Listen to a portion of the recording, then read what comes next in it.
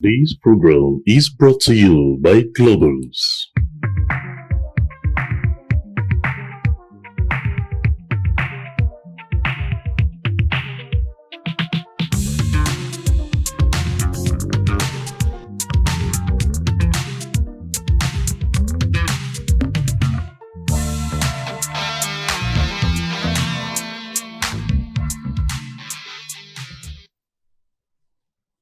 Mesdames, Messieurs, bonsoir. Bienvenue sur Pan-African Media. Et c'est donc l'heure, comme vous le savez, chaque semaine, un jour dans la semaine, nous avons donc ce programme Regard sur le monde. Oui, nous allons encore regarder le monde aujourd'hui dans le cadre, bien sûr, des différentes minutes qui nous sont consacrées. Et puis, un seul donc sujet sur la table, un seul menu sur la table. Il s'agit bien sûr de cette affaire de survol aérien du côté de l'AES. La précision en vaut la peine parce que c'est tous les trois pays de l'AES qui malheureusement sont donc objets à ces survols qui des pays africains, mais surtout plus de la France. Et puis l'on s'interroge donc de savoir si ce ne serait pas ainsi des nouvelles stratégies de déstabilisation. Et donc, pour répondre à cette question qui, derrière, justement, elle cache plusieurs autres questions, nous avons en notre compagnie deux panélistes qui sont déjà là. Le troisième va probablement nous rejoindre dans de brefs délais. Tous sont donc des analystes politiques. Sur ce plateau, il est bel et bien là. Il s'agit bien sûr du docteur Essoussé qu'on ne présente plus. Déjà, merci d'avoir accepté cette invitation, docteur Essoussé. Bonsoir Linda, bonsoir tous nos milliers de téléauditeurs. C'est pour moi un réel plaisir d'être ici. C'est d'ailleurs un honneur d'être ici. C'est vrai, nous sommes à la maison et je voudrais ici saluer particulièrement tous ceux qui consacrent de leur temps pour nous écouter, mais plus encore saluer nos amis de la technique sans, n'est-ce pas, lesquels nous ne serions être perçus au travers, n'est-ce pas, des ondes.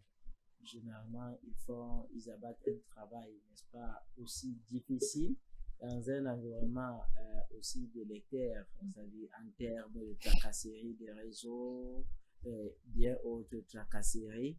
Alors, ils réussissent toujours par la magie de la technique à nous mettre en liaison avec le monde. Et très souvent, c'est nous qui leur arrachons la vedette. Alors, nous voulons saluer donc tous ces techniciens de l'homme qui nous permettent d'émettre. Et nous voulons saluer, n'est-ce pas, tous les frères panafricains en cet après-midi, car leur dit une chose, courage, la lutte continue. Aussi vrai que nous sommes agressés par les forces occultes, nous tenons bon par les forces divines. D'accord. Alors, c'est M. Tapé qui est là ou c'est M. Arnaud?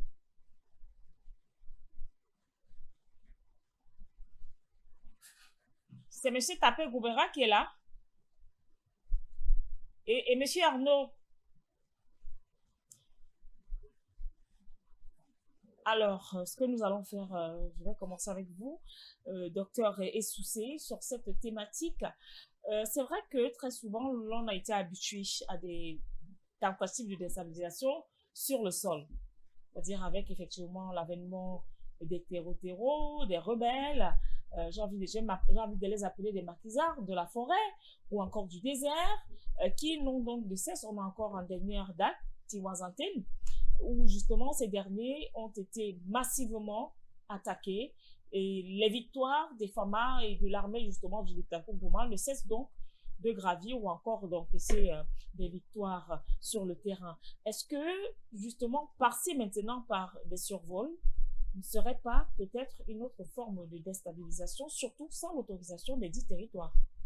Il faut déjà noter que en contexte de guerre, selon les instances internationales, la guerre naturellement est régie par des normes. La guerre est régie, n'est-ce pas, par des tests, n'est-ce pas, des Nations Unies. Et beaucoup plus de nos jours, on assiste à une autre forme de guerre. ce que nous appelons communément dans le jargon des guerres hybrides. Alors, pour ceux qui nous écoutent et qui nous regardent ce soir, il faut dire qu'est-ce qu'une guerre hybride? Une guerre hybride est un conflit, n'est-ce pas, entre plusieurs belligérants où les moyens conventionnels sont utilisés, mais outre les plus encore, je vais dire les moyens conventionnels, on a une autre forme de moyens qui sont utilisés, c'est les moyens communicationnels, c'est les moyens de renseignement et bien d'autres formes de moyens qui ne sont pas des moyens armés. Alors, quand nous avons posé ce postulat, nous constatons donc que, étant dans cette forme d'hybridation de la guerre, nous remarquons de plus en plus que les États africains, notamment ceux de l'AES, connaissent une nouvelle forme, n'est-ce pas, d'intimidation ou alors une nouvelle forme de guerre qui sont, n'est-ce pas, l'espace aérien. Et il faut dire que l'utilisation, n'est-ce pas, de l'espace aérien est aussi régie par des normes et notamment en Afrique, nous avons appelé le code, c'est IATA, donc, qui régit sur la navigation aérienne et il est interdit, n'est-ce pas, dans ce code, la norme voudrait que vous ne franchissez pas le territoire aérien d'un État sans son autorisation, auquel cas, n'est-ce pas, vous vous exposez, n'est-ce pas, aux différentes sanctions de ce territoire violé. Comme quoi, une des sanctions, c'est que soit on peut raisonner, bon, disons ça comme ça, c'est beaucoup plus pour les bateaux, mais on peut intercepter, n'est-ce pas, votre moyen aérien et l'obliger à atterrir et faire de vous des prisonniers, ou encore on peut l'abattre, il faut le dire. Et nous constatons donc nous constatons au niveau de l'AES que depuis un temps, il y a une sorte de récurrence, une sorte de violation du droit international en la matière, où on aperçoit, n'est-ce pas, non seulement des avions français, mais plus encore, nous apercevons, n'est-ce pas, des avions militaires des pays tels que le Nigeria, des pays voisins tels que la Côte d'Ivoire, il faut le noter, le Bénin et bien d'autres. On le sait, en fait, généralement, lorsque ceux-ci sont pris en flagrant délit, ils évoquent des raisons un peu plus farfelues. Vous le savez, le dernier en date, si j'ai mes souvenirs, c'est cet avion, l'avion SE, je crois bien, 300 quelque chose, nigérien, de l'armée nigériane, lors du coup d'État manqué au niveau le pseudo-coup d'État manqué du côté du Bénin, qui s'est retrouvé en train de violer le territoire burkinabé. Et la raison qu'ils se ont avancé, c'est que cet avion était en partance, je crois, ils avaient parlé de la Pologne. Alors, les questions qu'on a vite fait de se poser, c'était de savoir quel est le rapport, n'est-ce pas, entre une ligne directe pour la Pologne et ce contournement par le Burkina Faso. On se demande bien ce que cet avion militaire, encore il faut le dire, c'est un engin militaire, allait bien chercher de ce côté-là. Donc, je pense que tout à l'heure, dans le sujet, dans l'émission, nous allons entrer dans le vif pour essayer de comprendre de quoi il est question exactement. D'accord. Alors, on nous fait savoir que Monsieur Arnaud Devaley est finalement là. Rebonsoir à vous, Monsieur Devaley. Oui, bonsoir à vous, c'est Monsieur Devaley. Voilà, d'accord, merci pour la prononciation. Vraiment, merci pour votre indulgence, hein, vous le savez. Hein. Mais tout compte fait, vous êtes là. Avec vous, nous parlions justement de ce survol de l'espace aérien, surtout de l'AES par d'autres pays, Mali, Burkina Faso et Niger, désormais, sont donc la cible d'une sorte de déstabilisation des oppresseurs du continent africain. Est-ce que vous corroborez justement cette analyse ou alors d'autres explications peuvent être apportées pour peut-être dédouaner le cas, par exemple, du Nigeria? Le survol de l'espace aérien des pays de l'AES, on ne devrait pas être surpris. L'AES est une expérimentation en termes de panafricanisme et de souveraineté nationale telle que l'on n'a pas pu vraiment le voir dans l'histoire, qui remonte même jusqu'à la décolonisation. C'est quelque chose qui fait très très peur aux anciens maîtres coloniaux, parce que le succès de l'AES définira la trajectoire géopolitique de tout le continent, pour peu que cette souveraineté soit renforcée, qu'elle porte ses fruits, et dans ce sens, on peut faire référence à la renégociation de tous les contrats précédemment signés avec des entités économiques qu'on pourrait penser sont les chantres du néocolonialisme tel que décrit par Frantz Fanon.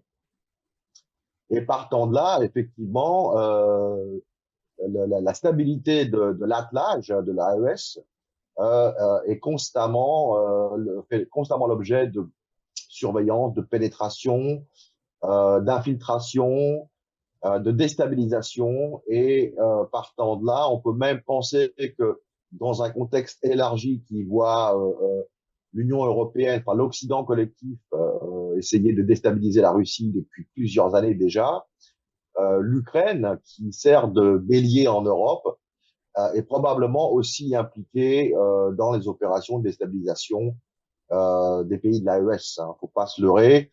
On sait par exemple que des membres éminents du service de renseignement ukrainien ont été observés hier à Tripoli. On a les informations qui sont tombées aujourd'hui sur le sujet. On sait qu'à l'époque, le chef des renseignements tout puissants d'Ukraine, Boudanov, envoyait des équipes d'experts, de conseillers militaires en Syrie, dans la province d'Idlib, afin de former les djihadistes takfiristes dans l'emploi de drones et dans la fabrication de ces derniers, et que c'est certainement ce qui a fait la différence le 8 décembre 2024. Donc c'est essentiellement un copier-coller de ce qu'on a pu voir en Syrie, avec effectivement un assortiment de renseignements, d'agents du renseignement ukrainien qui sont déployés sur place et qui sont aussi qui travaillent en coordination avec des groupes terroristes financés, stipendiés par l'Occident collectif, pour harceler les forces armées de l'AES et empêcher cette dernière de trouver la stabilité nécessaire pour pouvoir consolider la construction qui a été entreprise en 2023 avec la signature du compact entre les trois pays en question. Merci à vous pour cette première prise de parole, Monsieur Arnaud. Et donc sur ce plateau, je reviens avec vous, Monsieur, Docteur Essoussé. Voilà, je peux pas dire Monsieur Docteur Essoussé sur cette question. Bien, c'est vrai qu'aujourd'hui, lorsque le Nigeria, quand même, c'était une grande surprise quand même, hein, une grande surprise, surtout dans le contexte qui prévalait à ce moment-là. Coup d'État, soit dit manqué du côté du Bénin. Et c'est à ce moment, en fait, ça voudrait dire que même si c'était bien sûr une commission de la CEDEAO, la même CEDEAO a fait savoir qu'il n'y avait pas eu de coup d'État. Que ça a été, la tentative a été estompée. D'où vient-il alors que cette armée, cet avion, justement, de l'armée nigériane, vient à survoler? C'est un peu lorsque vous voulez prendre un chemin, un peu comme les taxis chrono, Uber. Quand vous ne connaissez pas, il tourne avec vous pour que le compteur tourne. C'était quoi l'objectif, en fait, du Nigeria? Il faut déjà noter que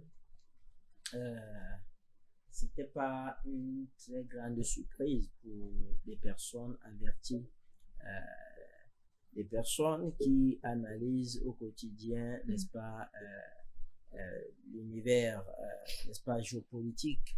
C'était pas, vous savez, le Bénin est, s'il faut dire, l'un des derniers bastions importants pour la France, et perdre la France, perdre le Bénin était perdre tout en Afrique, il faut le dire. Et vous voyez que la France a usé de toutes les cartes à sa possession pour déjouer ces coups d'État.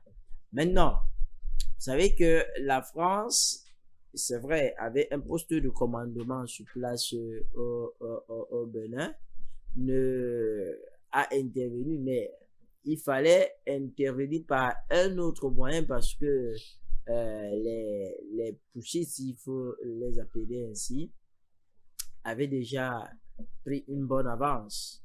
Et il fallait donc faire intervenir un état-major pouvant avoir un matériel approprié pour ce type d'intervention. Le seul, n'est-ce pas, au niveau de la CEDEAO était le Nigeria. Le Nigeria intervenant, la curiosité, je la comprends bien de savoir, alors, quelle était l'opportunité pour le Nigeria de se retrouver en terre. Deux raisons peuvent justifier. Soit les pilotes de cet engin, n'est-ce pas, se sont égarés, n'avaient pas une bonne maîtrise de l'espace aérien et se sont retrouvés de ce côté-là. Et si tel est le cas, parce que ce n'est pas sur la mer, n'est-ce pas, les voies maritimes, c'est où on a souvent un peu ce type d'événement où les pilotes s'égarent, n'est-ce pas. Mais nous sommes dans les engins aériens et nous savons trivialement, simplement que sur le plan aérien, lorsque un avion décolle d'un point, il est pris, n'est-ce pas, en charge par la tour de contrôle qui le perd à un niveau et est récupéré immédiatement par une autre tour de contrôle. Donc, il est difficile. Lorsqu'il se perd, généralement, c'est que les terroristes sont dans l'avion et ils ont coupé, n'est-ce pas, l'engin volant du sol, n'est-ce pas, de la tour de contrôle. Alors, comme je dis, la première raison, on peut penser qu'ils se sont égarés. La deuxième raison, qui est la raison la plus possible, c'est que les gars ne se sont pas égarés, ils étaient, n'est-ce pas, en mission. D'accord. En mission, cette mission avait pour but soit de tester les capacités, n'est-ce pas, de défense ou alors de réactivité ou de renseignement de l'espace de l'AES, soit alors c'était simplement une provocation. D'accord. Parce qu'il faut dire que les regards à ce temps-là étaient plus portés vers le Bénin.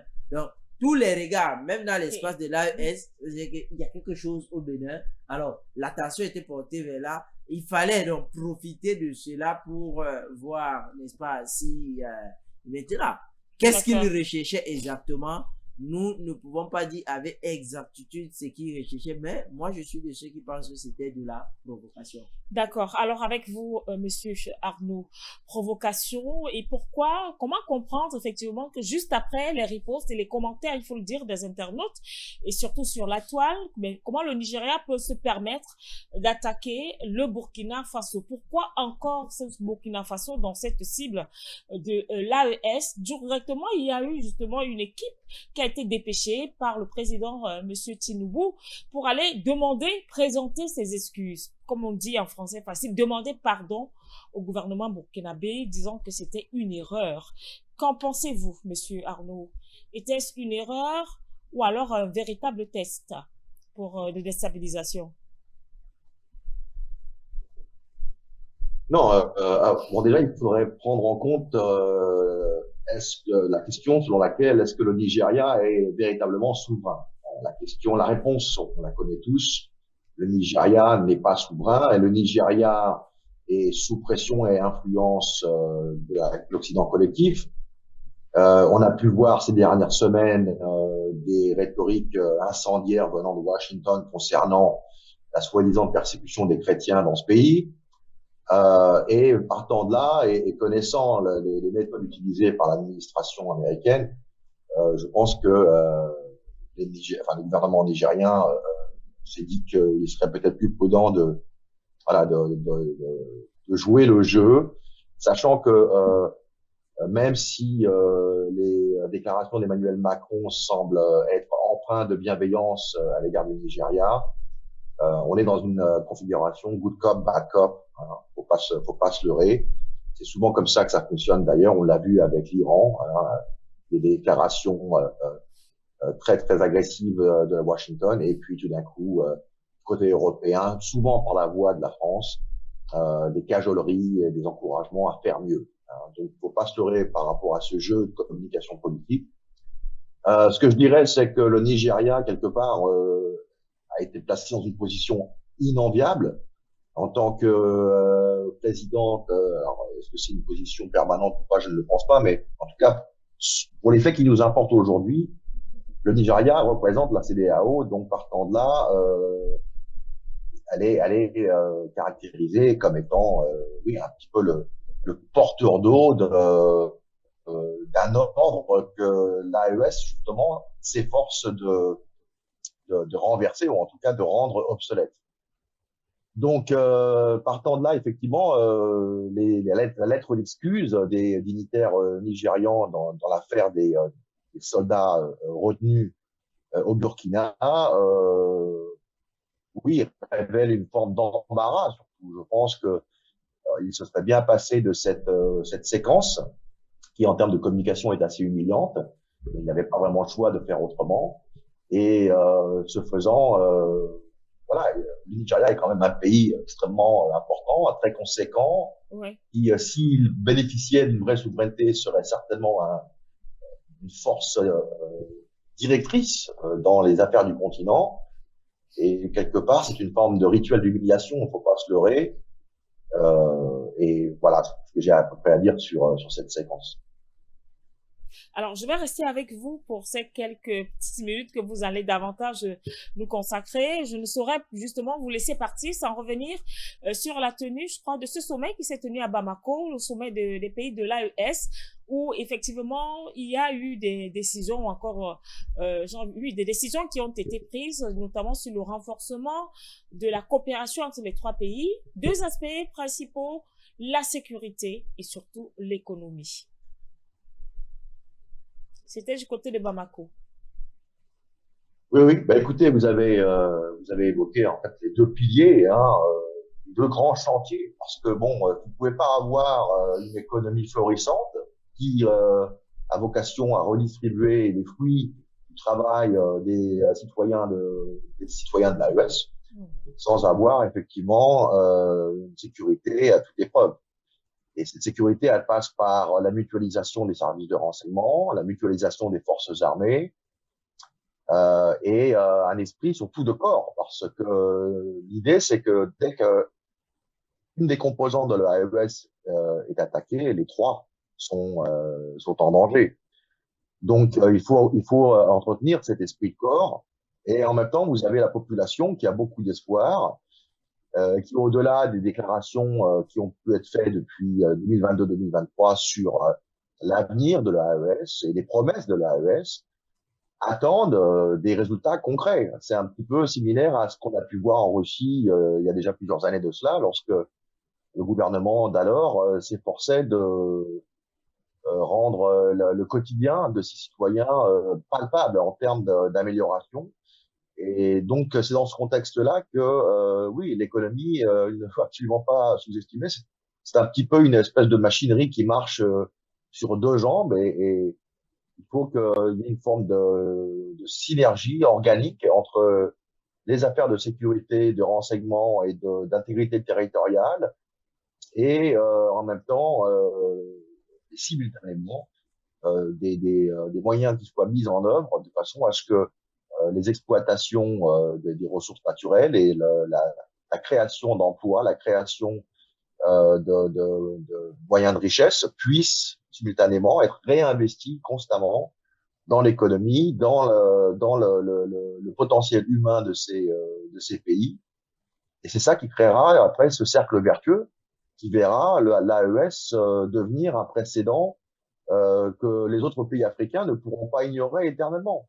C'est ça qui se joue, ce sont les enjeux là. C'est pour ça que Tout est fait pour empêcher ces deux mécanismes, ces deux piliers, ces deux pistons de fonctionner, que ce soit l'un ou l'autre d'ailleurs, pour essayer de tuer dans l'œuf cette dynamique qui permettrait à l'AES de devenir vraiment un candidat sérieux à une réorganisation de fond en comble des affaires géopolitiques, d'abord continentales et au-delà de ça, avec une véritable souveraineté instaurée dans la culture politique du continent, une projection ensuite des ressources et du potentiel du continent en dehors des limites continentales. C'est ni plus ni moins ce qui se joue. Ça va prendre beaucoup de temps parce que bon, il y a beaucoup de travail à faire, il y a beaucoup d'esprit, de mentalité à changer. Il faut faire le ménage aussi constamment en interne en termes de personnel politique, parce qu'il y a toujours des gens qui, à la première tentation, euh, prendront l'enveloppe qu'on leur remet et qui retomberont dans les vieux travers, si je puis dire. Mais bon, ça va prendre du temps. Rome ne s'est pas construit en un jour, mais les fondations sont là, les fondations sont solides. Il faut juste continuer à travailler, rester humble, rester vigilant surtout, et voilà, faire confiance à l'avenir, parce que de toute façon, l'alternative est absolument impensable. Il ne peut pas y avoir de retour en arrière. Il y a beaucoup d'espoir au-delà de l'AES quant au succès de l'AES. Il faut jamais oublier ça. Beaucoup d'Africains, des millions et des millions, des dizaines de millions d'Africains à travers le continent, à un niveau ou à un autre, souhaitent le succès de l'AES. Il faut pas s'y tromper. Donc, ça va bien au-delà de ce que peuvent penser les citoyens de ces trois pays. Puisque nous parlons de l'AES en termes effectivement de prouesse. Alors, il faut le dire, parlant justement d'être vigilant, la vigilance passe également par la force des médias, surtout que depuis belle lurette, ce sont donc ce que nous appelons les médias mainstreaming, qui ont donc la palme d'or justement dans des fake news, une fausse propagande. Et donc, avec l'avènement, vous êtes certainement au courant de cela, la télévision de l'AES, qui était donc également au programme de ce sommet de l'AES, une visite a été faite. Alors, du coup, j'ai envie de vous poser la question de savoir, est-ce que, justement, cette télévision pourrait apporter un changement global, mais surtout impacter sur le type de diplomatie que nous avons actuellement en Afrique? Écoutez, oui, on vit dans un âge de communication de tous les instants. Chaque citoyen équipé d'un téléphone portable devient un journaliste en puissance et l'information alors c'est un peu une arme à double tranchant quelque part parce que l'information peut se répandre comme une traînée de poudre instantanément aux quatre coins de la planète, mais en même temps la désinformation peut aussi se répandre rapidement et donc il faut avoir un média qui soit comparable à ce qu'on a vu en Russie avec Russia Today, dont la chaîne fêtait son 20e anniversaire il y a quelques semaines. Ça a pris du temps pour eux aussi. Hein. Ils ont, qui plus est, fait l'objet de non-renouvellement de licence, ensuite de censure. On leur a interdit de voyager, de diffuser dans certains pays. On a vu leurs journalistes être empêchés d'assister à des événements qui pourtant avaient une valeur objectivement informationnelle. Donc, ça ne sera pas facile, hein, ça c'est évident. Mais il faut que l'AES, le panafricanisme ait sa chaîne. Ça, c'est indispensable. Il faut qu'elle devienne, en fait, à l'instar de Presse TV en Iran, de RT, de CCTV en Chine, il faut que cette chaîne devienne la référence. La référence parce qu'elle va inventer un langage, elle va créer, contribuer au discours, au narratif, et partant de là, former les nouvelles générations, parce qu'il faut former les gens, il faut former les auditeurs, il faut adopter un discours qui soit militant, mais sans être trop unidimensionnel, donc qui informe, qui donne de la subtilité et qui soit surtout transparent sur des choses qui peuvent sembler difficiles à évoquer, mais comme la corruption en Afrique, par exemple. Ce sont des sujets qui sont centraux, je pense. Et je pense que ce serait une erreur de penser que, pour des raisons ou une autre, certains de ces sujets devraient être, on va dire, occultés ou dilués. Hein. Donc, faudra pas avoir peur de parler des choses qui fâchent. Mais ça fait partie de cette stratégie globale de renforcer les fondations d'un véritable souverainisme, d'abord régional au sein du continent et on peut l'espérer avec l'OTAN continentale. Mais ça passera par effectivement un travail hybride, un travail fait par l'État régalien, mais aussi par la société civile, par des professionnels comme vous, des médias, et cette propension à inviter des experts, des gens qui pensent en dehors des sentiers battus, qui ont aussi à cœur de voir l'Afrique s'émanciper une fois pour toutes et finalement être au rendez-vous du 21e siècle, parce que l'Afrique, c'est vraiment le champ de bataille informationnel du 21e siècle. Il ne faut pas s'y tromper. C'est pas l'Europe, c'est pas l'Asie, c'est pas l'Amérique qui est en régression. C'est vraiment l'Afrique est la pierre angulaire de ce qui va se jouer pour les 80 prochaines années. Et vous y participerez en tant que média, vous accompagnerez le processus de telle sorte que, encore une fois, une culture politique puisse émerger au travers justement d'une présentation de l'information qui soit pas réminiscente de ce qu'on a pu entendre depuis 60 ans, un discours qui voilà qui n'aide pas les jeunes générations à imaginer un autre avenir, malheureusement. Merci beaucoup, Monsieur Arnaud. Vous restez encore avec nous pour quelques petites minutes, si vous nous le permettez, justement. Je voudrais votre accord. Est-ce que vous restez encore avec nous? Oui, quelques petites minutes. D'accord, merci. Il faudra que je parte bientôt, là. D'accord, merci. Alors, docteur Essoussé, dans votre... Je ne sais pas quelle heure il... Attendez, je regarde l'heure. Ouais, je peux encore rester 5 minutes avec vous. D'accord, merci. Alors, docteur Essoussé, vous, tout à l'heure, la question a été posée. C'était bien sûr une mission ou alors un essai échoué de l'armée nigérienne? Je pense que c'était une mission, mais la nature de la mission était, n'est-ce pas, de faire une sorte d'infiltration, n'est-ce pas, tester les capacités, n'est-ce pas, de réaction aérienne. Vous savez, ces gens ont toujours une image de nous. Et l'image qu'ils ont, n'est-ce pas, de l'Afrique, notamment, n'est-ce pas, de la zone, la sous-région EAES, c'est que c'est des gens qui n'ont pas des capacités militaires pouvant, n'est-ce pas, résister à certaines velléités. Alors, c'était un échec parce que ils ont fort bien constaté que de ce côté-là, avec les nouveaux partenariats russes, ils sont dotés d'un matériel militaire de dernière génération qui les permet d'avoir un contrôle spatial, n'est-ce pas, de leur espace, un contrôle aérien de leur espace et même un contrôle terrestre. D'où, n'est-ce pas, ce que vous aviez développé dans votre propos introductif. Vous parliez, n'est-ce pas, des fessées, n'est-ce pas, qu'ils infligent aujourd'hui au terrorisme. Alors, aujourd'hui, pour le contrôle, n'est-ce pas, de son espace aérien est devenu très, très capital pour des gens qui sont attaqués de toutes parts par ce qu'on appelle le terrorisme.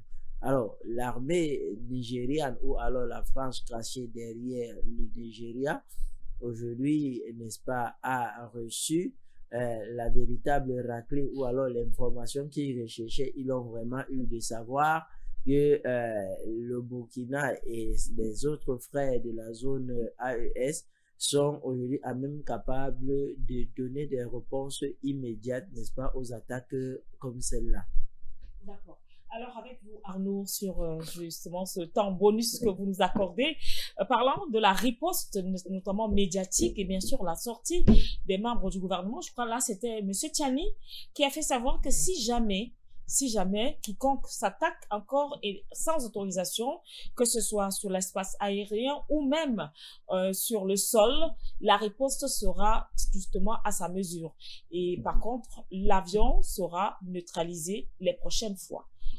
Alors, c'est bien sûr un réveil. Peut-on dire que c'est le réveil du continent africain? Le réveil, effectivement, ou du moins la pérennisation du panafricanisme qui bat son plan et qui, malheureusement, est toujours attaqué et pour que ce mouvement-là ne prospère pas dans la libération et surtout l'éveil de conscience des Africains. Oui, alors c'est une situation un peu délicate pour quelqu'un comme Monsieur Tiani, parce que bon, effectivement, il y a une sympathie, une solidarité inter-africaine. Donc, il sait très bien que son homologue nigérien agit quelque part sous pression, et donc il faut de son côté qu'il soit délicat, que ses déclarations soient empreintes de tact, mais en même temps. Et eu égard à ce que j'évoquais précédemment, à savoir les enjeux qui définissent le travail de l'AES, il ne faut pas s'y tromper. L'AES doit faire ce que l'AES doit faire pour préserver son existence et son avenir. Et si certains pays africains, malgré les avertissements, malgré les mises en garde, continuent à se laisser instrumentaliser pour justement déstabiliser ce qui représente un espoir considérable pour le peuple africain, les peuples africains ensemble, alors l'AES devra agir de manière ferme et sans équivoque. Et donc, je pense que c'est dans ce contexte-là, c'est une main tendue quelque part intrinsèquement, mais c'est aussi une mise en garde que la main tendue peut se transformer j'allais dire en point fermé si les circonstances le requièrent. Voilà. Tout le monde a le droit de faire une erreur, si je puis dire, mais on espère que ces erreurs ne se répéteront pas. L'AES a beaucoup d'amis en plus, qui plus est. Des amis très puissants. Donc ce sera difficile de prendre l'AES par surprise.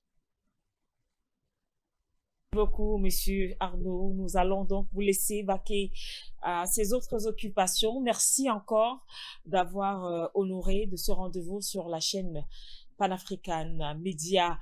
Et donc, le programme, si vous nous rejoignez à l'instant, c'est bien sûr Regard sur le monde. Nous avons donc les yeux posés sur le monde entre 16h et 18h. Tous les mercredis, ça se passe sur la chaîne Pan-African Média. Nous parlions donc tout à l'heure, il y a quelques secondes de cela, de cette, notamment comme le titre vous le renseigne d'ailleurs, survol aérien ou encore survol d'espace aérien des pays de l'AES, sans exception, Mali, Burkina Faso et même Nigeria, autant pour moi. La question reste posée. Vous également qui nous suivez via les différentes plateformes YouTube, Facebook, n'hésitez pas à dire ce que vous pensez et à répondre. Est-ce un essai raté, un flop dans cet essai-là, ou alors c'est tout simplement une mission? Mais néanmoins, il y a des réalités qui ne mentent pas, les dates ne trompent pas, c'est un peu comme on dit, les archives ne mentent pas. Il y a une délégation, le représentant de Monsieur Tinubu Bola, qui a donc été reçu du côté du Burkina Faso, où il est parti justement, pas un pli fini, hein, c'était pas un pli fermé, mais c'était bien sûr un pli ouvert. C'est demander pardon au peuple burkinabé, pardon également à toute l'AES et pardon aux Africains. Nous prenons cet élément et nous vous revenons juste derrière. First of all, I'm leading a delegation sent here by President Bola Ahmed Tinubu. Tout d'abord, je conduis une délégation envoyée par le président Bola Ahmed Tinubu, président de la République fédérale du Nigeria, afin de livrer un message au président Ibrahim Traoré. Un message de fraternité, un message de solidarité d'un pays africain à un autre. Nous avons discuté de plusieurs sujets en lien avec la sécurité de notre région, en l'occurrence la lutte contre le terrorisme, sur la manière dont nous devons lutter ensemble contre les fléaux. Nous avons aussi discuté sur des sujets relatifs à l'avion nigérien qui a opéré un atterrissage d'urgence au Burkina Faso après avoir subi une avarie. C'est déplorable qu'il y ait eu des irrégularités dans les documents, notamment sur les autorisations de survol de l'espace burkinabé. Cela est regrettable et nous nous excusons sur cet incident malheureux. Nous avons aussi évoqué le sujet d'un leader d'un parti nigérian qui fait des commentaires disgracieux concernant cet incident. Cela est lié sans doute à une incompréhension de la situation. Le président Traoré, le gouvernement du Burkina Faso et le peuple burkinabé ont été très accueillants et disposés à nous accompagner. L'équipage a été très bien traité. Cela saute aux yeux et c'est évident que le président Traoré était directement informé sur la prise en charge de l'équipage depuis que celui-ci est arrivé au Burkina Faso. Cela souligne le niveau de fraternité et de solidarité qui existe entre deux nations africaines. Bien sûr, nous avons évoqué aussi des points sur comment nous pouvons collaborer aussi bien avec d'autres pays de la région sur la lutte contre le terrorisme. Le Burkina Faso a enregistré des succès significatifs en la matière. Donc, il y a des leçons à tirer sur ce volet évidemment. Il y a aussi beaucoup de choses que nous avons à partager ensemble. Learn there also. So there's a lot Alors, docteur Essoussi, c'est vrai que c'est un morceau choisi que vous avez déjà écouté, réécouté. Alors, c'est un mea culpa. Pourquoi jouer avec les mots diplomatiques? Là, c'est vrai que la question, je devrais la poser à Monsieur Bola Tinubu, parce qu'il est conscient de ce qui s'est passé. À en croire effectivement vos explications. Il était conscient de ce qui se passait, parce que je ne pense pas que l'armée nigériane peut prendre sur elle, même le colonel ou le dernier général, peut prendre sur lui, d'aller survoler l'espace, un pays de sur quoi le Burkina Faso. En fait, il faut dire que lorsque le Bandja était pris main dans le sac, les réactions comme celles que nous avons sur notre écran ou celles que nous avons observées du Nigeria sur le plan diplomatique vers le Burkina Faso sont observées. Donc, vous avez aujourd'hui, lorsque je dis bien, lorsqu'on maîtrise un peu les mécanismes qui permettent à ce qu'un engin, n'est-ce pas, aérien parte du sol pour survoler, ce n'est pas un amusement, ce n'est pas les avions en papier que nous fabriquions quand nous étions tout petits et que nous lancions et se retrouver sur la toiture du voisin. Il n'est pas question de cela. Ce n'est pas les histoires des avions de nuit. Non, il n'est pas question de ça. C'est même pas une histoire de taxi de ville. Non. Vous avez un avion qui n'est déjà pas un avion de transport normal, un avion civil.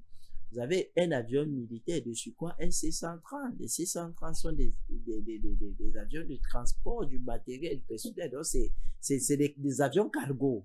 Oui. Langage militaire, c'est des avions cargo. Alors, ils ne se déplacent pas pour le plaisir parce que le déplacer est synonyme de carburant. En fait, c'est le kérosène et tout ce que vous connaissez. Alors, non seulement cet avion a à son bord 2 pilotes, n'est-ce pas, et 9 personnes dans son équipage qui étaient lourdement armés. Et ils partent du Nigeria, cet avion part du Nigeria et se retrouve. Donc, quand il part du Nigeria, il n'y a pas de problème. Il traverse tout le Nigeria d'où il est parti et se retrouve à Bobo-Dioulasso, au Burkina Faso. Et c'est où il y a erreur, c'est où il y a problème. Donc, quand il est parti du Nigeria, le survol qu'il a eu à faire pendant toutes ces minutes, toutes ces heures, il n'y a pas eu d'erreur. C'est lorsqu'il se retrouve là-bas à Bobo Dioulasso, subitement il y a erreur. Selon eux, selon la partie nigériane. L'erreur donc, quand ils ont constaté qu'il y a erreur, pourquoi ne pas rappeler ce vol?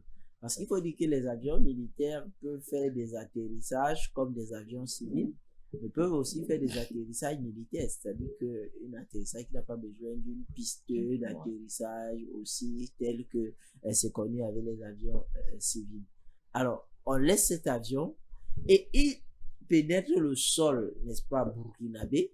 Même jusque-là, il ne se rend pas compte. Il faudrait que l'armée burkinabé et l'armée de l'air burkinabé repèrent cet intrus, n'est-ce pas, dans leur espace aérien, le somme, parce qu'il faut le dire, l'avion a été sommé. L'atterrissage de cet avion n'a pas été un atterrissage volontaire où on se rend compte qu'il y a erreur, on a atterri, non. Et vous connaissez toute la démarche en la matière qu'il faut entreprendre pour sommer un avion. Ça veut dire qu'il y a eu 1, 2, 3 avertissements et on arrive donc à sommer l'avion d'atterrir. Et c'est quand donc cet appareil, n'est-ce pas, volant atterrit, qu'on se rend compte après exploitation, parce que pour l'espace AES, notamment le Burkina, et ils estiment que c'était une violation, n'est-ce pas? Ouais. Ils estiment que c'était une provocation.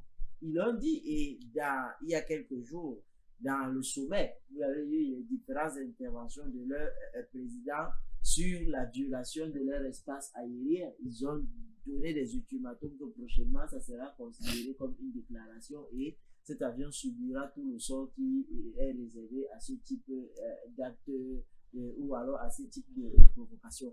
Alors, c'est quand on somme l'appareil d'atterrir et que l'appareil atterrisse que, alors, subitement, le Nigeria et M. Tinubu se réveillent, va mettre sur pied une délégation de diplomates Tintin qui vient raconter des choses qu'on ne comprend pas. Alors, maintenant, oui, c'était une erreur. Qu'on donne donc les mobiles de l'erreur. Qu'est-ce qui s'est passé pour que cette erreur survienne? Qu'est-ce qu'on met dans l'erreur? Et comment qu'est-ce qu'eux, ils ont entrepris de leur côté quand ils se sont rendus compte qu'ils ont perdu, n'est-ce pas, cet enjeu, n'est-ce pas, de la tour de contrôle et ce qu'ils ont fait pour le ramener, n'est-ce pas, à la raison. Vous voyez donc que c'est facile de communiquer, mais on sait bien. Et des nouvelles nous font état de ce que cet avion avait tout un matériel de renseignement qui permettait de se renseigner. Et vous savez que généralement, pour avoir les positions stratégiques des soldats en place ou alors des équipes de militaires en place dans un territoire étranger, c'est des avions. On passe pas des moyens aériens, ça peut être des drones, ça peut être des avions qui ont en leur sein un matériel qui permet d'avoir ces positions-là. Alors, vous voyez donc que, pour ma part, cette communication est déjà très légère. Ces diplomates qu'on a envoyés du côté du Burkina Faso, elle a été, regardez la manière avec laquelle ils communiquent. Il y a trop de légèreté, on ne donne pas le fond, on ne sent pas des gens qui étaient dans l'erreur et ont créé vraiment un incident diplomatique. Donc, on vient vite là. Et vous le savez très bien que le Nigeria, en réalité, Dévalait le renseigner là tout à l'heure, n'a pas naturellement les capacités de poser un certain nombre d'actes. Alors vous comprenez que c'était juste un avion et son appareillage qui était téléguidé. C'était une volonté, n'est-ce pas, de la France de vouloir taquiner ou alors de vouloir atteindre son objectif de par ce vol qui s'est égaré, s'est retrouvé, d'autant plus qu'on n'était pas une première fois. Ça, il faut le noter. Alors, si toutefois vous allez toujours vous égarer comme ça, c'est comme si l'espace aérien de l'AES est devenu un espace d'égarement. C'est-à-dire que quand les engins aériens, n'est-ce pas, regagnent leur espace. Alors, quand ils veulent s'amuser à s'égarer, ils se retrouvent dans l'AES. Mais chaque fois, vous vous égarez et c'est les mêmes communications qui reviennent. Non. Vraiment, à l'état actuel des choses, tout est millimétré et on est sûr de ce que ce type d'égarement-là. Ils ne se sont pas égarés quand il fallait frapper des tirs au Bénin. Là, il n'y a pas eu d'égarement parce que là, c'est tellement ciblé, millimétré. Il n'y a pas eu d'égarement. Et même lorsqu'il fallait réfléchir pour lors du coup d'État, du côté de la Guinée-Bissau. Il n'y a pas eu d'égarement. C'est seulement cette fois-ci-là que vous venez, c'est seulement au Burkina. Dans l'AES que non, vous vous égarez. Égarez-vous aussi, retrouvez-vous au Bénin. Égarez-vous, retrouvez-vous au Togo, je ne sais où là. Il y a plusieurs pays limitrophes au Nigeria. Ce n'est pas toujours au Burkina Faso. Encore que la première communication qui a été faite, c'est où il y a problème. avait parlé d'un vol qui s'est égaré. Il était en partance pour la Pologne. Et on a vite fait, puisque nous avons vite fait de poser la question de savoir comment pour aller en Pologne, on passe par le Burkina Faso. C'est la trajectoire. C'est-à-dire que le Burkina Faso, sur le plan aérien, quand vous faites des recherches, n'est pas sur cette trajectoire partant du Nigeria. Mais comment ils se sont retrouvés? Alors, comme ils ont vu que c'était un mensonge très grossier, ils se sont arrêtés, n'est-ce pas, à parler de l'égarement en envoyant, n'est-ce pas, des Tintins aller s'amuser au Burkina Faso. Dieu merci que les Burkinabés ne sont pas dupes déjà. Ils ne sont pas dupes. On a pensé juste qu'ils étaient dupes pendant longtemps. Ils ne sont pas dupes. Et aujourd'hui, ils ont les pieds sur terre et les yeux ouverts pour comprendre, analyser, mais aussi pour réagir. Et c'est ça, la réponse du berger à la bergère. C'est ce qu'on a eu, je crois, hier mardi. Lundi, lors de l'ouverture du sommet. Deuxième sommet. Tous ces chefs d'État ont répondu, n'est-ce pas, ou alors ont mis sur pied, ont émis un communiqué qui mentionne, qui avertit, qui donne un ultimatum désormais à tous ceux-là qui jouent le jeu et vont s'amuser avec l'espace aérien de l'AES. Ils seront une réponse à la hauteur des actes posés. Je crois que M. Goïta a même parlé de neutraliser. Oui. Maintenant, allons donc savoir cette neutralisation. Non, la neutralisation sur le plan militaire est claire. Soit on intime, n'est-ce pas, à l'avion d'atterrir et ceux qui sont à son bord sont faits comme prisonniers de guerre, n'est-ce pas? Ou alors la neutralisation à une échelle plus importante dans le jargon militaire veut dire qu'il sera simplement détruit. D'accord. En fait, c'est ce que je voulais comprendre, savoir que le risque est gros, très gros justement, d'insister à aller fouiner ou encore survoler, parce qu'on parle de survol, c'est pas un vol. C'est-à-dire ils ont pris le temps de faire le tour, de chercher nous savons quoi, pour finir donc leur course du côté bien sûr de Bobo Dioulasso, une bourgade effectivement du Burkina Faso. Qu'est-ce qui peut motiver cela? Et moi la question que je veux poser, c'est vrai, nous accusons tout le temps la France, bien qu'il soit vrai que leurs valets, leurs esclaves de maison sont bien sûr certains chefs d'État, et le Nigeria, monsieur Bola Tinubu vient encore de nous le prouver. Mais quel est l'impact ou alors quelle est la place de la CEDEAO effectivement dans cette mission qui a été donc donnée, qui ne nous dit pas par exemple que la lettre de mission a été autorisée par la CEDEAO sous couvert de la France? Est-ce que vous pensez que la CEDEAO formellement existe? Linda, la CEDEAO n'existe pas. Je ne sais pas à moi de le dire. La CEDEAO n'existe pas. La CEDEAO est un instrument monté par l'Union européenne pour, n'est-ce pas, assouvir leurs besoins au niveau de la zone AOF, Afrique occidentale française. Ça, il faut le dire. Vous le savez aussi bien que moi que tous ces chefs d'État qui se sont désolidarisés de la CEDEAO vous le disent, qui n'ont jamais pris à la CEDEAO. La CEDEAO n'est pas une institution sous-régionale. Regardez, cette CEDEAO, il y a eu coup d'État du côté de la Guinée. Excusez, du côté de la Guinée, on a attendu que la CEDEAO réagisse. La CEDEAO n'a pas réagi. Il y a un coup d'État au Bénin, la CEDEAO... Un supposé coup d'État. Un supposé coup d'État au Bénin, je peux dire.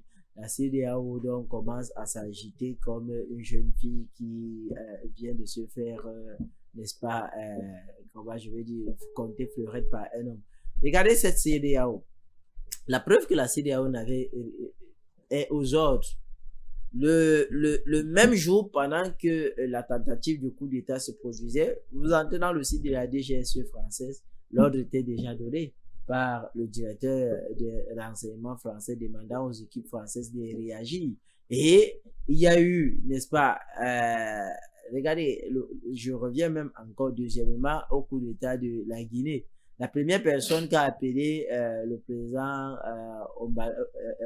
Mbalo, c'était qui? C'était le président Macron. Pareil, au Bénin, la première personne qui a pris le talon, c'est le président Macron.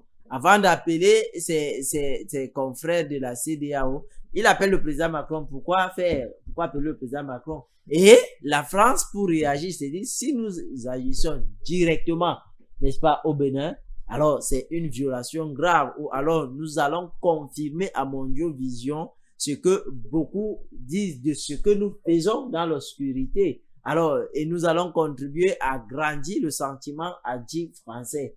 Alors, qu'est-ce qui fait? La France va fouiner autour, n'est-ce pas, dans la CEDEAO, et qui a la technologie capable de réagir. C'est le Nigeria qui a la technologie capable de réagir. Et alors, les Français, et je suis même allé plus loin dans un média où je disais que rassurez-vous que les gars qui ont piloté même ces histoires-là n'étaient même pas des Nigériens de Suisse. C'était des Français, ça il faut le dire. Et plus tard, les recherches m'ont donné raison. Donc, pour dire quoi? Pour dire que la CEDEAO est là, naturellement, c'est un rassemblement, c'est une organisation sous-régionale, mais nous constatons avec beaucoup de déception que cette organisation sous-régionale est financée par la France. Cette organisation sous-régionale a ses valets, n'est-ce pas, a les valets de la France à son sein, et vous connaissez le jeu trouble, et le président Tchiani nous l'avait prévenu depuis décembre 2024. Vous connaissez sa fameuse sortie où il nommait du doigt le Bénin, la Côte d'Ivoire et le Nigeria comme territoire passerelle de déstabilisation de l'espace de l'AES et même du Cameroun. Alors aujourd'hui, lorsque nous parlons de la CEDEAO, nous parlons naturellement, lorsque nous condamnons les actes de la CEDEAO, nous condamnons les actes de la France parce que nous savons que la CEDEAO est commanditée par la France. La France, oui. Alors, pour revenir encore sur ce sommet, il y a eu justement le fait, vous l'avez souligné tout à l'heure, Monsieur Goïta n'est pas passé par quatre chemins pour le dire et demander justement aux Occidentaux, à nos oppresseurs de bien le retenir. Les Africains d'aujourd'hui ne sont pas comme ceux d'hier. Ils ne sont plus des naïfs, même si jusqu'ici, certains Occidentaux, encore oppresseurs, veulent faire croire qu'effectivement, les Africains sont des naïfs. Je ne vais pas citer ici M. Donald Trump. Nous savons tous les insultes, les injures qu'il a donc proliférées à l'endroit du continent africain généralisé, il faut le dire. Alors, on va le dire, le président Goïta n'a pas fait que tirer, comme on le dit communément, sur cet acte audible, ignoble autant pour moi. Il a également interpellé ces chefs d'État. Il a dénoncé les chefs d'État lâches, chefs d'État effectivement du continent africain, et qu'il a taxé donc de lâches qui selon lui cachent derrière eux certains médias, il faut le dire, des médias pour saper donc le moral des forces armées et bien sûr des populations, les médias mainstream. Vous voyez un président de l'AES qui dénonce là à cœur ouvert ses collègues, il tire à boulet rouge sur ses collègues, même s'il n'a pas cité les noms, ils se reconnaissent. Oui, il faut dire que en réalité, les Africains et le monde commencent à comprendre les luttes que nous avons commencées depuis, ce que nous avons dénoncé. Et hier, on taxait de bavardage. Aujourd'hui, on comprend cette réalité parce que c'est tout un chef d'État.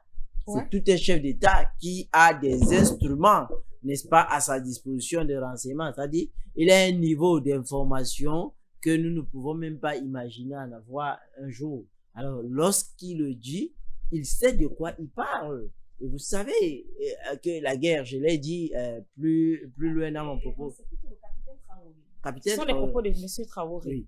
Vous savez que la guerre aujourd'hui est communicationnelle. Oui. Ça, il s'est appesanti sur la question de ne pas écouter ces gens qui écument les réseaux sociaux et les chaînes de télé à longueur de journée pour balancer des choses qu'ils n'ont même pas compris et qu'ils ne connaissent pas parce qu'ils sont à la solde de ces chancelleries-là. Oui. Alors, il a dit que la réponse est de taille aujourd'hui et vous voyez, Dieu merci, l'AES a mis sur pied un média aujourd'hui, c'est-à-dire des médias, une télévision de l'AES et bientôt certainement une radio de l'AES où la bonne information sera, n'est-ce pas, donnée en temps réel. Et l'AES est en train de travailler aujourd'hui sur la numérisation de cette échelle-là parce que vous savez que tout est numérique aujourd'hui. Donc, il faut aujourd'hui développer des mécanismes qui permettent de répondre et d'avoir des réponses appropriées, n'est-ce pas, à toutes ces nouvelles formes d'attaques asymétriques et même hybrides que nous servent aujourd'hui non seulement la France, mais la France avait tous ses corollaires, les médias de mainstream dont vous parlez tout à l'heure et autres.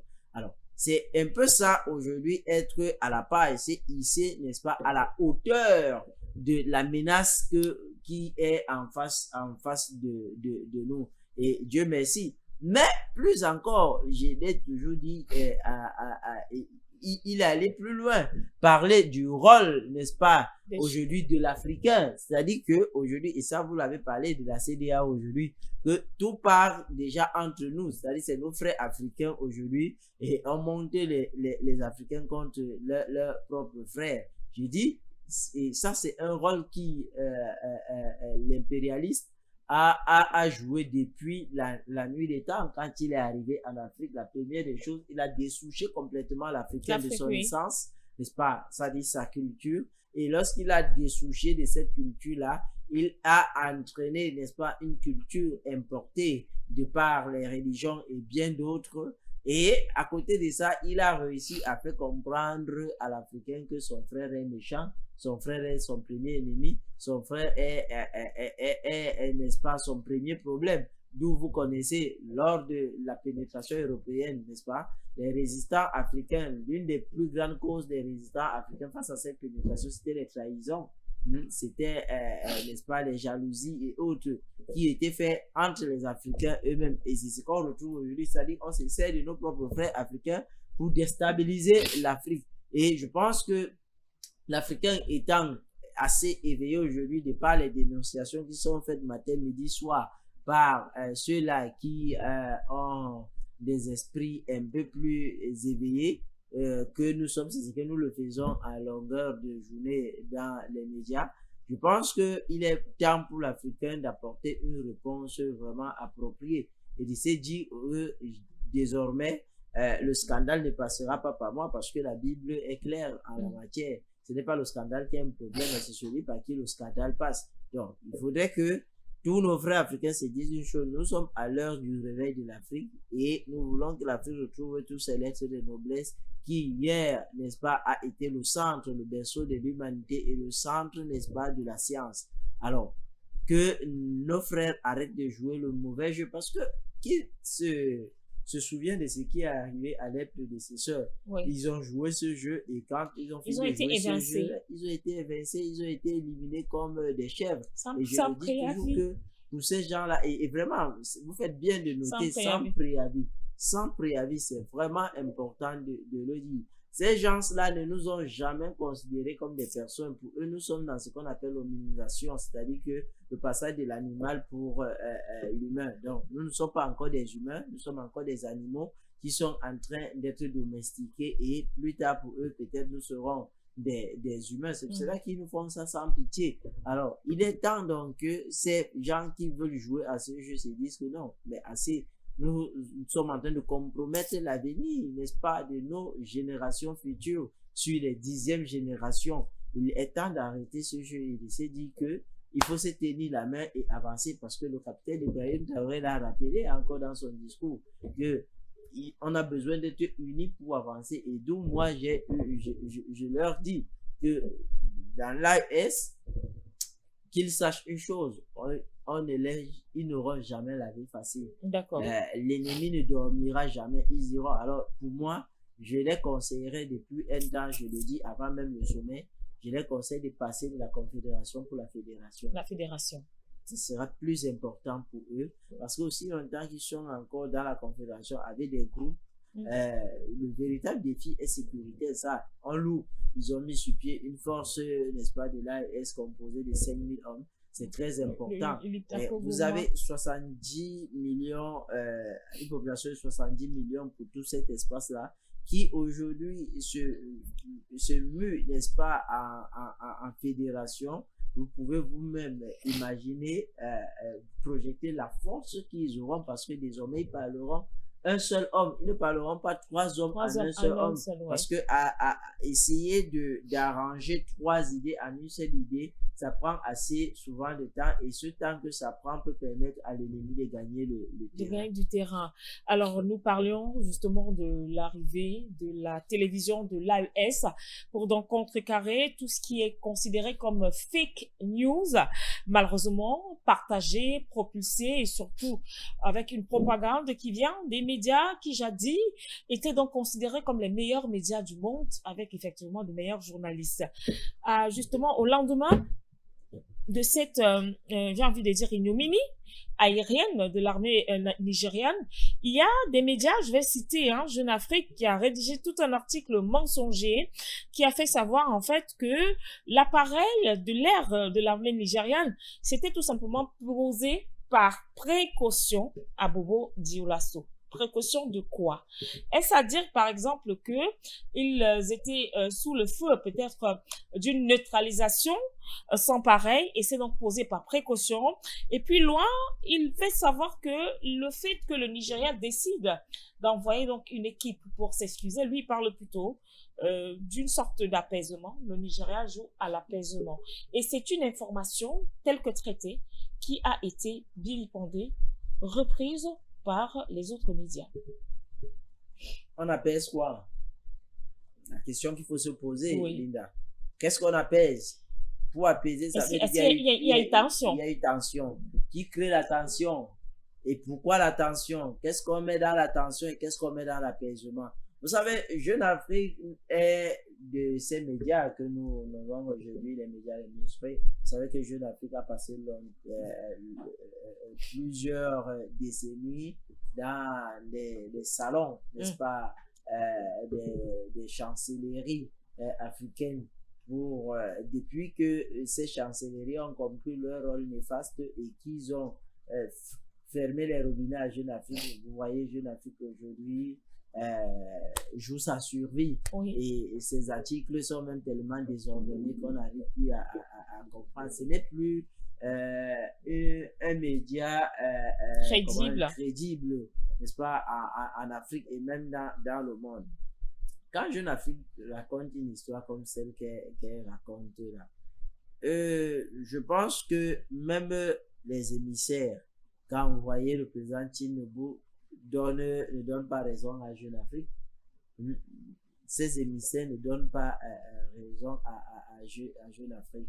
Pourquoi? Parce qu'il a été clairement déclaré que cet avion a été intimé. Et j'ai dit ceux qui sont un peu furieux, qui ont un peu de connaissance sur des questions sécuritaires, lorsque on en arrive à là, ça veut dire qu'il y a eu 1, 2, 3 démarches qui ont été entreprises par le Burkina et le refus, n'est-ce pas, de tempérer à ces démarches a obligé cet appareil à atterrir à Bobo Dioulasso, faute de quoi cet appareil devait être neutralisé, c'est-à-dire détruit.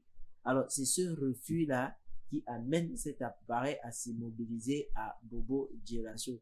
Mais n'oublions pas qu'après immobilisation, après neutralisation de cet appareil, il y a une exploitation, n'est-ce pas, de l'équipage retrouvé dans cet appareil-là. Alors, de l'exploitation, qu'est-ce qui en ressort? Vous pensez que si c'était véritablement un égarement, diplomatiquement, ces chefs d'État, lors du sommet, devaient pondre un communiqué comme celui-là, si c'était un égarement et c'était innocent? Ça ne devait pas déboucher à ce communiqué-là. Parce que le communiqué est clair. Ils prennent référence à cette dernière tentative ou alors à cette dernière violation de leur espace nigérien. Ça veut donc dire qu'il y a des informations très graves. Et c'est de ces informations très graves qu'ils donnent un ultimatum, ils passent un ultimatum que désormais, on ne sera plus dans les négociations, on ne sera plus dans la diplomatie. Nous allons passer à la méthode militaire. D'accord. Parce que si il est avéré que vraiment il y a eu égarement et tout ce qu'on dit là, erreur, et tout, pourquoi encore venir communiquer là-dessus? On communique et comment C'est-à-dire, quel est le contenu de la communication? La communication est ferme. On n'utilise pas les tons gentils, les tons, les mots diplomatiques. La communication est une mise en garde. Et on met en garde parce qu'on a des éléments probants sur la main qui montrent que vous êtes dans la déstabilisation, vous êtes dans la provocation. C'est quand vous provoquez qu'on vous met en garde. D'accord. Nous allons justement revenir sur cet élément, mais bien avant, je voudrais quand même remercier ici Globos, justement qui produit, il faut le dire, c'est une production de Globos qui produit ce magnifique programme qui est bien sûr le regard sur le monde. Vous voyez bien Globos, le globe. Donc, nous regardons le globe cet après-midi sur les antennes de Pan-African Media. Alors, si vous nous rejoignez à l'instant, le programme, c'est effectivement Regard sur le monde, diffusé donc en direct sur les antennes entre 16h et 18h, heure d'Afrique centrale. Nous prenons cet élément pour que ceux qui nous rejoignent juste à l'instant puissent justement être sur la même longueur d'onde avec nous sur ce plateau. First of all, I'm leading a delegation sent here by President Bola Ahmed Tinubu. Tout d'abord, je conduis une délégation envoyée par le président Bola Ahmed Tinubu, président de la République fédérale du Nigeria, afin de livrer un message au président Ibrahim Traoré. Un message de fraternité, un message de solidarité d'un pays africain à un autre. Nous avons discuté de plusieurs sujets en lien avec la sécurité de notre région, en l'occurrence la lutte contre le terrorisme, sur la manière dont nous devons lutter ensemble contre les fléaux. Nous avons aussi discuté sur des sujets relatifs à l'avion nigérien qui a opéré un atterrissage d'urgence au Burkina Faso après avoir subi une avarie. C'est déplorable qu'il y ait eu des irrégularités dans les documents, notamment sur les autorisations de survol de l'espace burkinabé. Cela est regrettable et nous nous excusons sur cet incident malheureux. Nous avons aussi évoqué le sujet d'un leader d'un parti nigérien qui fait des commentaires disgracieux concernant cet incident. Cela est lié sans doute à une incompréhension de la situation. Le président Traoré, le gouvernement du Burkina Faso et le peuple burkinabé ont été très accueillants et disposés à nous accompagner. L'équipage a été très bien traité. Cela saute aux yeux et c'est évident que le président Traoré était directement informé sur la prise en charge de l'équipage depuis que celui-ci est arrivé au Burkina Faso. Cela souligne le niveau de fraternité et de solidarité qui existe entre deux nations africaines.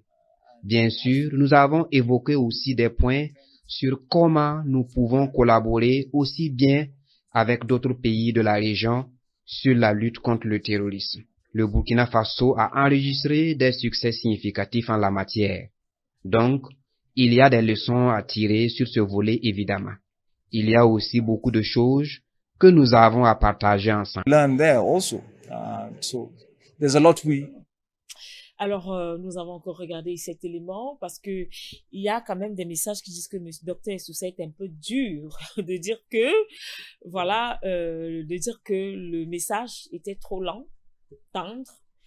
On avait l'impression, et c'est vrai, je regarde encore et je me rends compte que il n'est pas actif. C'est comme si c'était un message qui a été rédigé, il a répété cela dans l'avion, le temps d'arriver.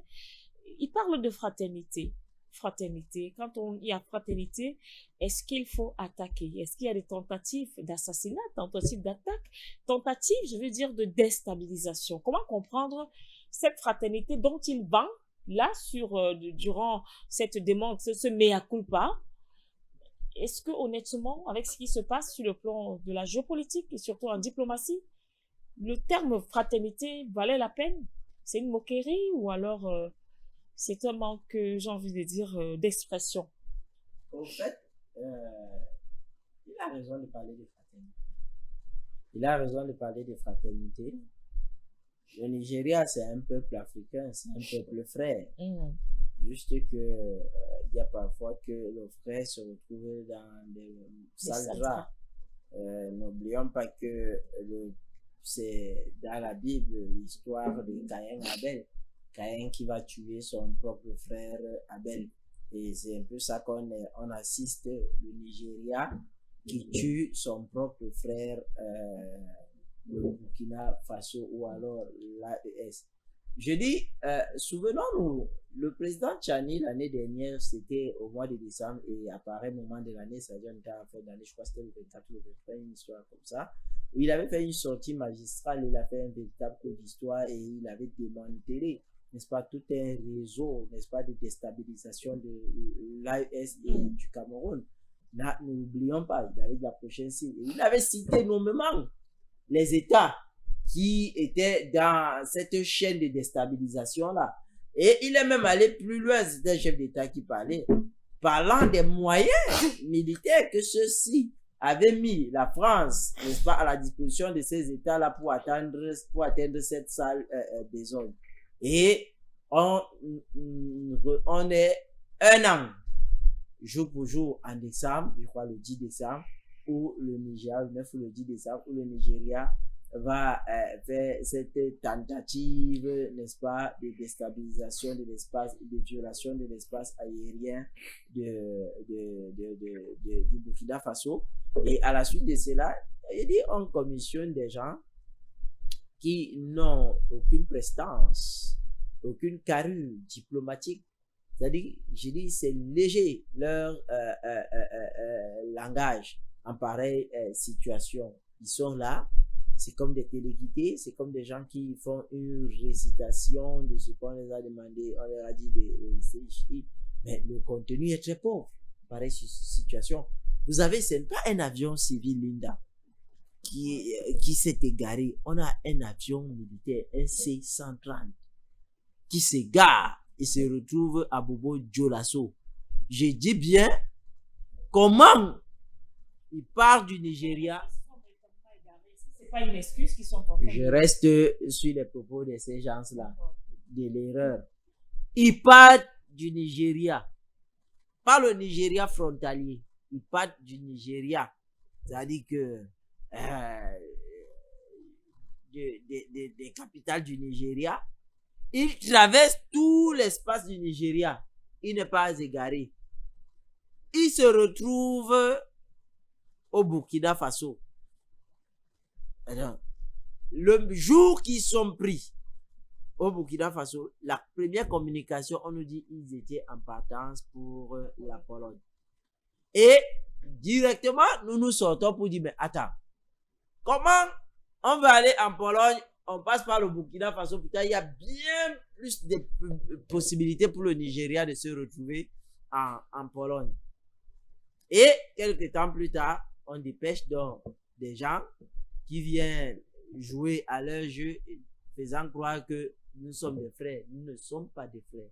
Mon frère est celui qui partage la même idéologie, les mêmes principes de vie, celui qui partage le même amour pour l'Afrique, les mêmes valeurs que moi.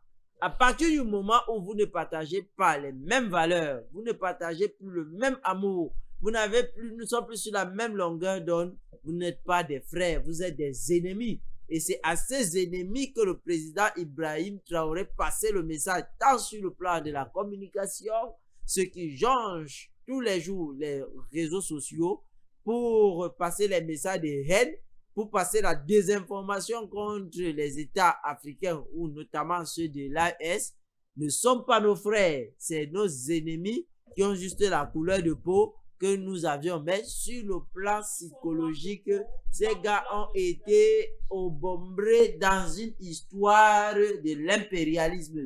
C'est des blancs, c'est des Français, n'est-ce pas? À la peau noire. À la peau noire, il faut le dire.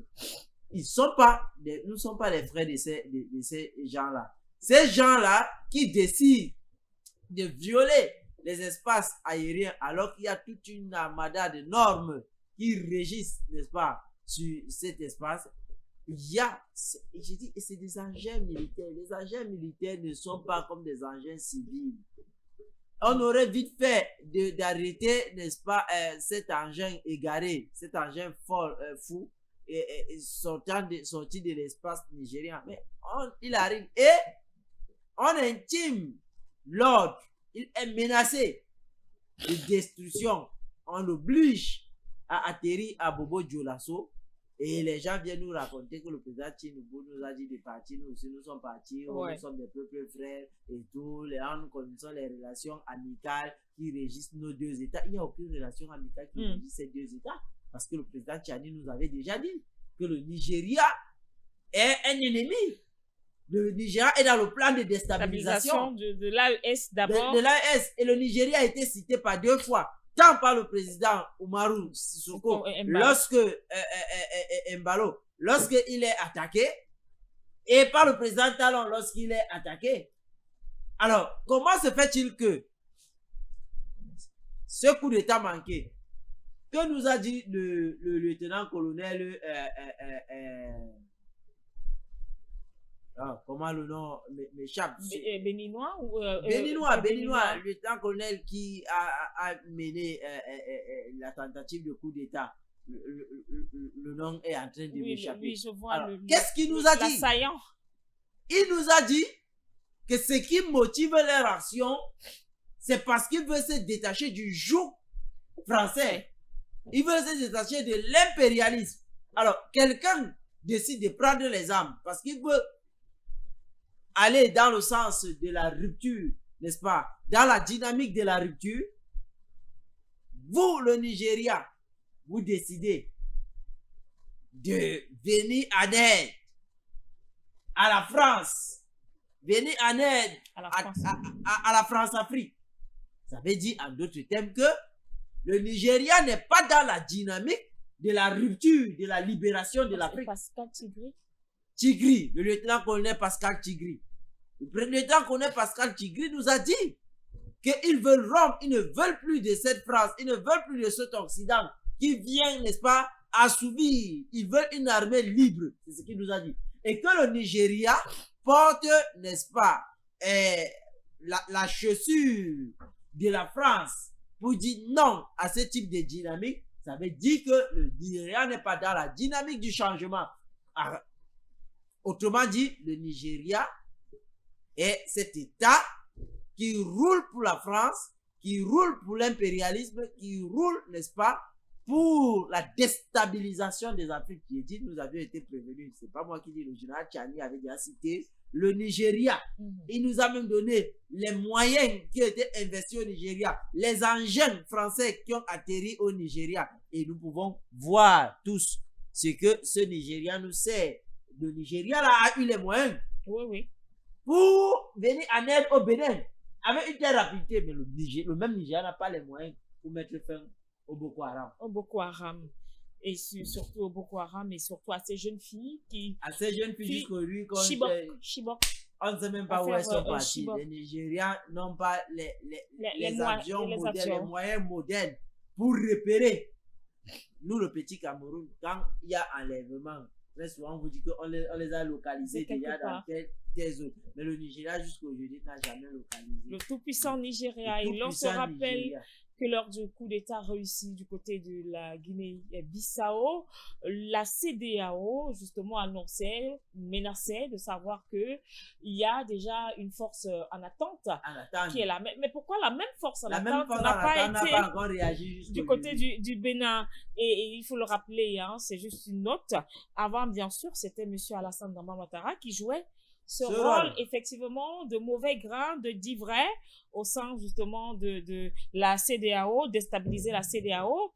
Et je pourrais dire que déstabilisation positive parce que finalement les 3 pays ont décidé de claquer la porte. À ce, je vais employer un mot fort, caractérisé de machin, ce n'est rien. Et aujourd'hui, quand Dieu veut te rejeter, il te rend fou. Oui. Et aujourd'hui, l'AES est notre instrument entre les mains de Dieu, qui permet à ces gens-là de venir au fur et à mesure qu'ils posent des actes, n'est-ce pas? On voit leur derrière comme ça, n'est-ce pas, s'ouvrir et ils deviennent fous et ça contribue à nous libérer. Voilà. Et aujourd'hui, c'est le Nigeria qui a remplacé donc M. Ouattara sur cette mission-là. Alors, une autre question avant, bien évidemment, de s'interroger sur le silence de l'Union africaine. C'est avec cela que nous allons sortir. Mais bien avant, comment comprendre la résistance de la France sur cette lignée qui, ma foi, a tous les jours combattu, dénoncé Et cette France, voilà, qui aujourd'hui voudrait tout simplement empêcher l'Afrique d'avoir sa souveraineté accomplie, totale, mais aussi une politique qui doit, une souveraineté politique déjà, mais également diplomatique et économique. Comment comprendre cela? La grande surprise de cette histoire, c'est que cette France estime que non, elle ne pille pas l'Afrique, elle lutte pour la démocratisation de l'Afrique, pour les droits de l'homme, mais lorsque nous entrons dans cette dynamique, n'est-ce pas, des discours, et que nous avons la France, il n'y a pas de problème, nous, on a compris ce que vous avez dit, vous luttez pour nous rendre souverains et consorts, d'accord, nous sommes déjà souverains et nous ne voulons plus, laissez-nous. Laissez qu'on s'égare et on vous appelle. La France aujourd'hui commence à danser comme le porc qui a bu du bilibili. Vous savez, le bilibili, c'est une boisson au nord du Cameroun qui est fait à partir de bière locale. Une bière locale. Allez, quand le porc boit le bilibili, c'est très grave. Le porc là va déranger, fatiguer. Donc, on voit la France qui gesticule, la France qui dérange, parce que nous leur avons dit que d'accord, nous avons compris votre discours. Où vous avez dit que vous, tout ce que vous faites, c'est pour permettre aux Africains de prendre leur destin. Vous n'avez rien à voir. D'accord, vous n'avez rien à voir. Partez donc. Oui, partez. Vous voyez donc qu'aujourd'hui, et là, le capitaine Traoré, je l'aime, il a bien dit que, mais attends, comment des gens tiennent un discours? Nous leur demandons de partir, ils continuent à s'agiter. Ça veut donc dire que le discours n'est pas sincère. Ce qu'ils disent n'est qu'une histoire de bouche. Donc, elle a un grand intérêt. Et rappelez-vous que, en leur propre sein, l'Union européenne, il y a un premier ministre, notamment celui d'Italie, tout à fait, avait passé un véritable savon à la France, disant que si la France estime qu'elle est grande, qu'elle, n'est-ce pas, libère donc les 16 États africains qu'elle a brigadés depuis les temps coloniaux, et on verra donc sa puissance économique et autres qu'elle prétend avoir. Vous voyez qu'elle libère le franc CFA. Vous voyez que cette France-là a du mal aujourd'hui à accepter la véritable gifle que leur a servi, n'est-ce pas, la sous-région de l'AES. Et aujourd'hui, la France est partie, on les a chassés complètement. Orano n'est plus. Oui. Et vous savez qu'en France aujourd'hui, on note des délestages à Paris. Il y a même un grand délestage qui a annoncé en janvier. On parle d'un grand délestage sur une longue période. Vous savez que sur une centaine de centrales nucléaires qui fonctionnaient grâce à cet uranium-là, aujourd'hui, on a à peine une cinquantaine de centrales. Ils sont rentrés même au charbon, au fonctionnement des centrales nucléaires au charbon. Donc, vous comprenez que la France est véritablement à genoux. L'AES a acté la sortie du franc CFA. Elle ne lâche pas prise. Elle ne lâche pas prise. Et la preuve qu'elle ne lâche pas prise, c'est que elle passe par des passerelles comme le Nigeria. La preuve qu'elle ne lâche pas prise, c'est que le terrorisme, elle continue toujours avec des plans Oudji, n'est-ce pas, des terroristes dans la zone sahélienne, n'est-ce pas. La preuve qu'elle ne lâche pas prise, c'est que quand vous voyez les messages de ce soi-disant spécialistes en longueur de journée sur les médias mainstream, vous vous rendez compte véritablement que la France a du mal à accepter la gifle. Mais la gifle, elle est même encore douce parce que la plus grosse gifle arrive. 2026 est une année déterminante. Rappelez-vous que je vous ai toujours dit sur ce plateau que vous aurez au moins 3 autres États qui vont rejoindre le mouvement de l'AES. Tout à fait. Et ça se dessine déjà. Et je pense que c'est la raison pour laquelle il y a eu cette tentative de coup d'État du côté du Togo, orchestrée par la France, mais seulement ce qui a quand même beaucoup questionné et beaucoup d'autres analystes. Mais pourquoi est-ce que, si c'est depuis septembre qu'il y a eu cela, pourquoi M. Faure a préféré garder le silence et pour qu'enfin, ce soit les réseaux sociaux aujourd'hui, on ne sait pas par quelle alchimie, ont été mis au courant de cette nouvelle-là et qui s'est avérée donc tout simplement une vérité. Il y a eu une tentative orchestrée par M. Alassane Dramane Ouattara. Alors, compte tenu donc de tout ce que nous avons essayé, les questions, peut-être les réponses ont été claires, je l'espère pour nos téléspectateurs, mais aussi pour nos followers sur les différentes plateformes Facebook et YouTube, en rappelant que c'est bien sûr une production de Globas qui permet justement cette diffusion sur la chaîne de télévision Pan-African Media. Pour sortir d'Inter et Saucé, c'est pas un débat, la conversation est tellement sucrée, telle une CAN, la CAN qui se joue du côté du Maroc. Alors, l'Union africaine, elle est quand même silencieuse face à ce qui se passe actuellement, je vais appeler ça dans l'Afrique subsaharienne. Pourquoi? Comment comprendre cela? En fait, moi, je ne crois pas trop à ces organisations, notamment à celle appelée l'Union africaine, parce que vous savez que 90% des financements de l'Union africaine sont issus de l'Union européenne. Vous savez que l'Union africaine ne siège pas sans le hockey de l'Union européenne. C'est même la seule organisation régionale, n'est-ce pas, qui siège avec les représentants d'une autre organisation régionale. Alors, quand nous avons dit cela, nous comprenons qui tient l'Union africaine aujourd'hui. Le bureau de l'Union africaine est fort simplement quand il s'agit des histoires du Cameroun. C'est où ils viennent, on les attend, les supposées suspensions parce que le Cameroun est en train d'estimer que cet argent versé dans ces organisations-là ne sert à rien, encore qu'ils ne gagnent rien avec cela. Alors, le Cameroun estime que nous ne sommes plus prêts, n'est-ce pas, à verser nos argent dans ces histoires-là. Alors, c'est où on voit l'Union africaine retrousser ses manches et vouloir donner des cours, des invectives au Cameroun. Mais sur les questions, on attend cette Union africaine, elle peine même parfois, même simplement par un communiqué, elle peine à se prononcer. On sait donc pour qui roule l'Union africaine. Et moi, je pense qu'aujourd'hui, nous devons tous sortir des organisations comme l'Union africaine la CEDEAO pour intégrer des organisations panafricanistes, des organisations qui portent l'Afrique et qui se soucient de l'Afrique comme celle de la Confédération de l'AES. Oui, il y a également le MORAF du professeur Dr Tapé Koumbera. Voilà, donc aujourd'hui, nous avons plus besoin des organisations qui portent, n'est-ce pas, les valeurs, les idéaux et les aspirations de l'Afrique vers le haut, et non de ces organisations qui tirent l'Afrique vers le bas. Donc nous, ce que nous disons, c'est dehors tous les chiens et les lâches, et dans la maison, tous les véritables enfants de la maison. Merci à vous, Dr Essoussé. Merci à Monsieur Arnaud. Merci à Monsieur Tapé Koumbera qui, je tiens à le rappeler, est en pleine manifestation, mais il aurait souhaité quand même prendre quelques minutes pour nous rejoindre. Malheureusement, les dieux de la technologie n'ont pas été avec nous, et puisqu'il milite pour le combat de l'Afrique, du panafricanisme, l'évolution et surtout la souveraineté, nous lui disons merci. Merci pour votre patience, chers téléspectateurs et internautes.